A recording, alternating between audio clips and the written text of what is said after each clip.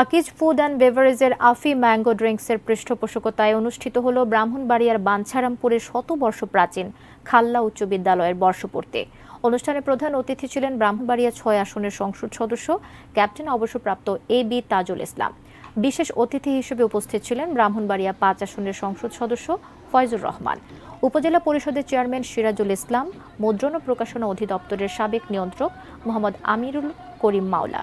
এতে guest of honour ছিলেন Akij venture গ্রুপের head of business Mohammad Atiqur Rahman সহ আকিজ গ্রুপের ঊর্ধ্বতন কর্মকর্তারা।